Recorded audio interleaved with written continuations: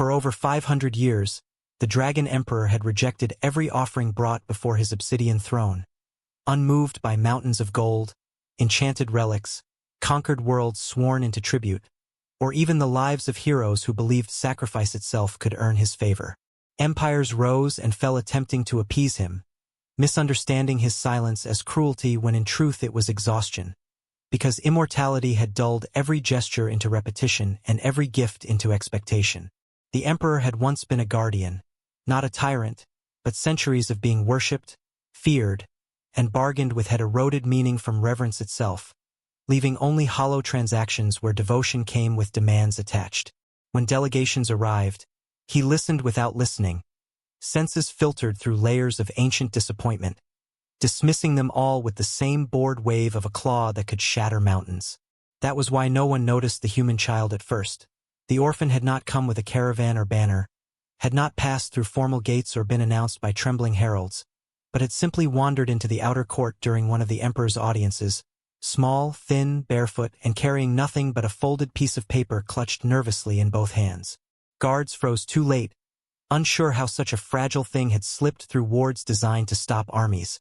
And before anyone could react, the child stepped forward and placed the paper gently on the cold stone floor. The emperor felt it before he saw it. Not magic, not threat, but something unfamiliar, a disturbance in the ancient patterns of expectation that governed his interactions with mortals. When he looked down, ready to incinerate the interruption, he instead saw crude lines drawn in charcoal and ink. A towering dragon sketched with uneven wings, a crooked crown, and beneath it, smaller figures smiling up at him, with shaky letters spelling a simple message: "Thank you for keeping the sky quiet last winter." The hall fell silent in a way no command had ever achieved. The emperor did not move. He did not breathe fire. He stared, mind dragged violently backward through time, to centuries earlier when storms had once threatened to tear human settlements apart, and he had calmed the skies not for worship or tribute, but because he could, because someone needed it. No one had ever thanked him for that. Not then, not since. Slowly, impossibly slowly, the Dragon Emperor lowered his massive head, studying the child who now stared back with a mixture of fear and stubborn sincerity, expecting nothing, offering nothing beyond gratitude freely given. When asked why they had come, the orphan shrugged and explained, in a voice barely louder than the echoing chamber, that the storms had stopped near their village last year, crops had survived, people had lived, and someone said a dragon ruled the skies, so the child thought the dragon should know it mattered. Something ancient fractured then, not with violence, but with relief. The emperor realized that for centuries he had mistaken offerings for appreciation, obedience for respect, and fear for meaning, never noticing that the one thing absent from all his worship was gratitude without expectation. The guards watched in disbelief as the Dragon Emperor gently lifted the paper between two claws capable of ending civilizations, careful not to smudge the uneven lines, and for the first time in living memory, his voice softened, not weakened but unburdened, as he spoke not to a kingdom, not to a priest, but to a single human child, asking quietly if they had eaten that day.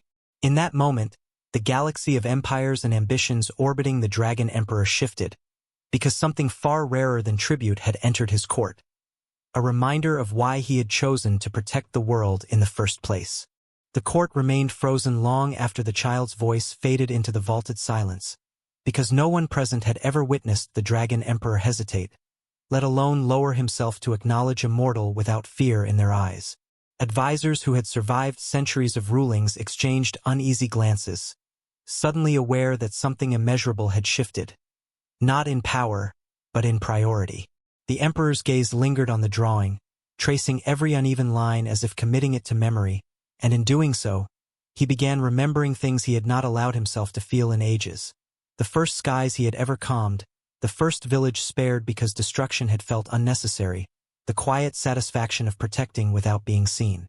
When he finally looked up again, the court braced for judgment, expecting rage for the breach of protocol, yet what followed was far more destabilizing. He dismissed the entire audience with a single gentle command, sending kings, priests, and emissaries away unheard, something no ruler had ever dared do, and ordered the guards to bring the child food and warmth rather than chains. Panic rippled outward through the palace as word spread. Offerings were no longer being accepted, audiences were suspended indefinitely, and the emperor had retreated not into fury but reflection. Alone in his chamber, the Dragon Emperor confronted a truth that unsettled him more than rebellion ever had. That he had allowed worship to replace connection, reverence to replace responsibility, and that in doing so, he had become a monument rather than a guardian. The child's drawing, simple and imperfect, now rested among relics older than continents, and somehow outweighed them all, because it asked for nothing. Advisors argued fiercely behind closed doors, some fearing this moment of softness signaled weakness that rival powers would exploit, others realizing that a being who remembered why he protected was far more dangerous than one who ruled out of habit. Meanwhile, the orphan, confused, well-fed for the first time in days, and escorted through halls no human had ever walked freely, was questioned gently about their life, their village, and what they believed dragons were meant to do.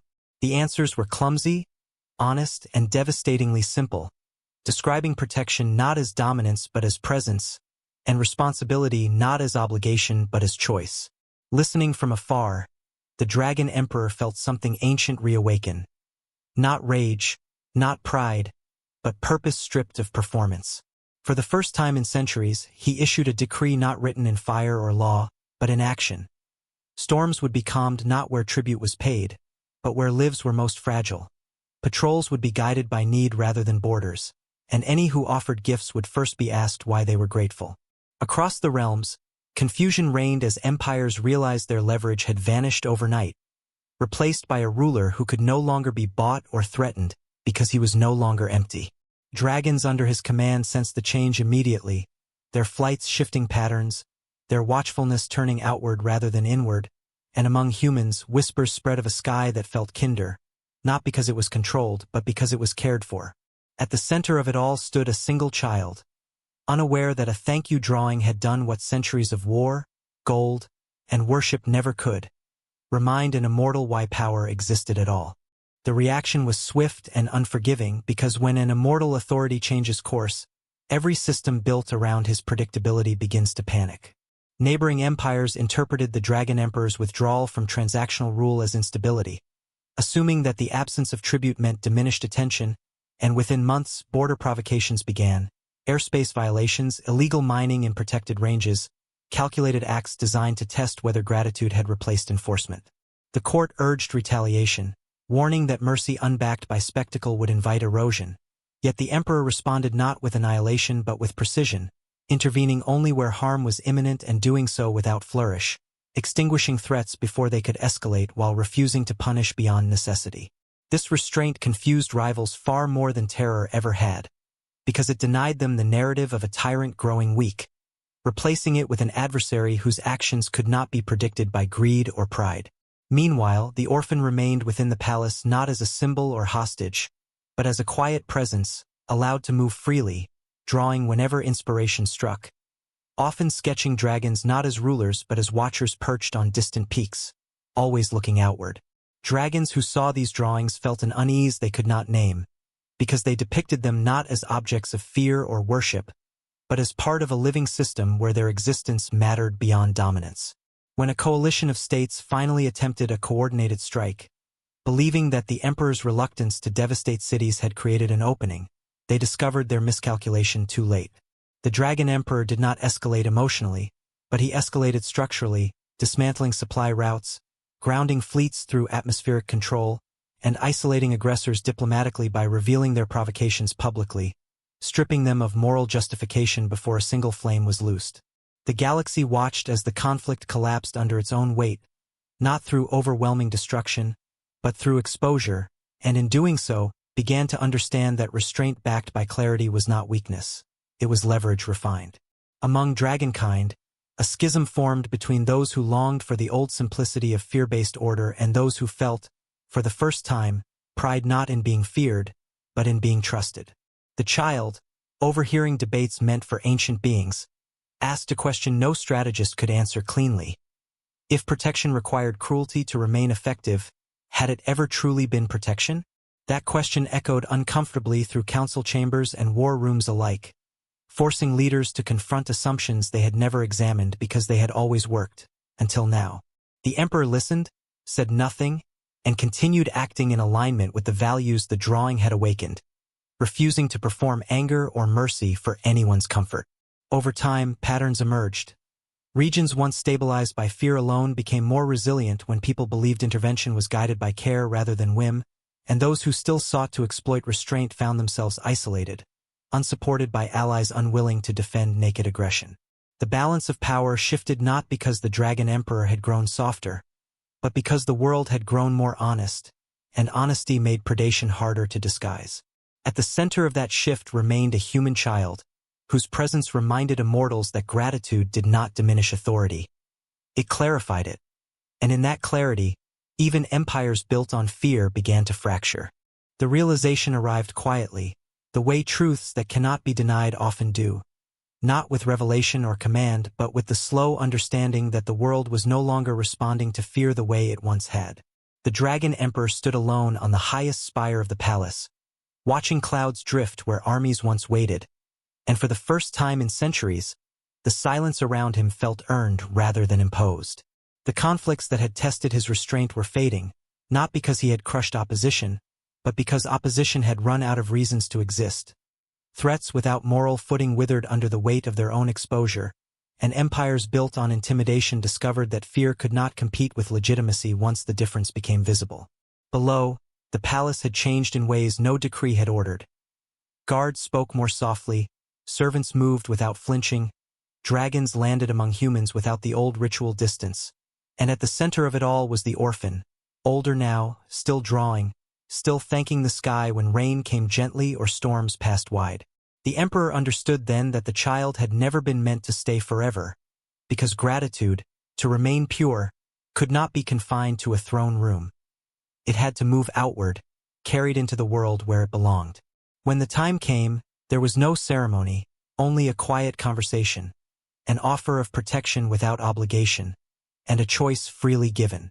The child left the palace not as a symbol, not as a prophet, but as a person, carrying nothing but a pack of drawings and a belief that powerful beings could choose kindness without losing themselves. The Dragon Emperor watched the small figure disappear down the mountain path and felt no loss, only completion, because the lesson had already taken root far beyond that single life. In the years that followed, offerings dwindled naturally, replaced by messages, letters, and gestures of thanks that expected nothing in return, and dragons found themselves responding not to tribute but to need, not because they were commanded to, but because they remembered why they had once chosen to protect the world at all. History would later struggle to categorize this era, unable to decide whether it marked the end of draconic dominance or its true beginning, eventually settling on a simpler truth, that power guided by gratitude endured longer than power enforced by fear. And when future generations asked why the Dragon Emperor had changed after centuries of refusal, the answer passed down was never about prophecy or destiny, but about a moment so small it nearly went unnoticed. A human orphan, a simple drawing, and a thank you given freely to an immortal who had forgotten that being appreciated was not the same as being obeyed. Years passed in a way that surprised everyone who had lived through the age of tribute, because nothing collapsed when fear loosened its grip. Instead, systems that had relied on intimidation slowly reorganized themselves around responsibility, and the Dragon Emperor watched this evolution not as a ruler directing it, but as a guardian allowing it to happen.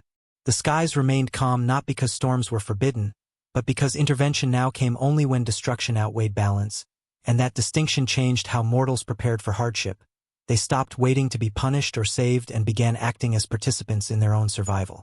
Dragons, long accustomed to ruling from above, found purpose in proximity, becoming watchers of migration routes, protectors of fragile regions, and keepers of equilibrium rather than collectors of fear. Among humans, stories of the Emperor shifted tone across generations, transforming from warnings told to keep children obedient into lessons about accountability and gratitude, about how even the mightiest beings could be reached without submission. The orphan's drawings, scattered across villages and cities like quiet seeds, became symbols not of draconic authority but of mutual recognition, reminders that protection carried meaning only when acknowledged honestly. Empires that had once measured success by how much they extracted now found their influence waning, replaced by networks of cooperation that proved more resilient under strain, and attempts to return to old hierarchies consistently failed because populations had tasted a different relationship with power, one that did not require terror to function. The Dragon Emperor, observing this from his high spire, understood that his greatest act had not been changing policy or issuing decrees, but stepping aside emotionally, allowing the world to respond to sincerity rather than spectacle. When lesser conflicts arose, as they always did, they burned out quickly, lacking the fuel of absolute authority to escalate them, and over time, the very idea of offering tribute without meaning came to feel archaic, almost embarrassing. Dragons began teaching their young not just how to command storms or breathe fire, but how to listen, how to recognize gratitude without demanding it, and how to discern when intervention preserved balance versus when it merely asserted dominance. The emperor aged differently after that, not weaker but lighter, carrying centuries no longer as a burden but as context, and when he finally withdrew from public sight, it was not seen as abandonment but as trust in what had grown beyond him. Long after his presence faded into myth, the lesson endured quietly in practice. That a civilization's strength was revealed not by how much it could force others to give, but by how it responded when given something freely. And so, when future historians searched for the moment the age of fear truly ended, they did not point to a war, a law, or a coronation, but to an almost forgettable act. A child with nothing to offer but gratitude, and an immortal powerful enough to accept it without asking for more. Long after the Dragon Emperor vanished from the visible rhythms of the world, long after even the oldest living dragon spoke of him in tones reserved for concepts rather than individuals, the change he had allowed continued to compound in ways no single ruler ever could have engineered. What began as a personal awakening slowly crystallized into a cultural constant, so deeply embedded that many forgot it had ever been otherwise, because societies raised under fear do not immediately notice when fear is gone. They notice only that their choices feel wider. Across continents and skies, gratitude became a language of governance rather than ceremony, not enforced or demanded, but modeled so consistently that it reshaped expectations. Leaders learned that authority acknowledged honestly endured longer than authority extracted violently, and those who tried to resurrect the old ways found themselves isolated, their power hollow because people no longer mistook terror for legitimacy. Dragons, once symbols of inevitable dominance, evolved into living benchmarks of restraint, their presence reassuring rather than oppressive, and young WIRMS were taught early that being thanked was not a reward, but a responsibility. Proof that someone had trusted them with something fragile. The orphan, grown now and far from the palace that once defined their story, became almost irrelevant to history in the best possible way, living an ordinary life shaped quietly by an extraordinary truth, that even the mightiest beings could be reached by sincerity unburdened by expectation. Their drawings faded with time, paper giving way to memory, but the idea behind them outlived ink, manifesting in rituals that looked nothing like worship, farmers leaving notes for patrol dragons, travelers acknowledging clear skies without pleading for them, cities marking days of calm not as victories but as shared effort between land, sky, and people. Conflicts still arose because balance did not mean perfection, yet they resolved differently, constrained not by fear of punishment but by an understanding that power exercised without care would no longer be tolerated or sustained. Philosophers eventually gave this era a name that translated loosely across languages as reciprocal guardianship, a principle asserting that protection and gratitude were not hierarchical but cyclical, each reinforcing the other. The Dragon Emperor's absence became its own kind of guidance, because without an immortal presence to absorb responsibility, the world learned to distribute it, ensuring no single failure could unravel everything. A lesson first demonstrated by a simple thank you that had cost nothing yet changed everything. When future generations asked why dragons no longer ruled from thrones of fire, elders explained that ruling had never been the point. Preserving meaning was.